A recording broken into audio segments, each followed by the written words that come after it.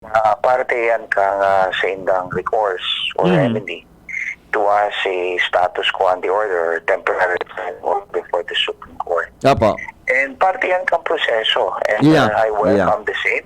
And sabi ka na nga we always follow the process. And kung ano man taramon kang our duly constituted authorities, such as the Comelec and now the bodies in the Supreme Court, that we have to follow. And we will abide by the order. We will participate actively in the deliberations sa Supreme Court. Panganing so unanimous decision kang Commission on Election sa buyang ipaglalaban duman. This is just a temporary setback.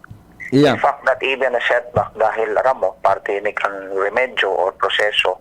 But what remains, Henry, is that they man take overturn, they man binaliktad. So, desisyon kang Commission on Election. But pinagtawan mo na temporarily, magkaigwa mo na status quo, panganing dangogon kang Korte Suprema, so unanimous decision kang Commission on Election and Bank. So I fully respect the decision of the Commission of the Supreme Court, but we will answer. We will file the necessary comment na pinagre-require kang Korte Suprema within a 10 days.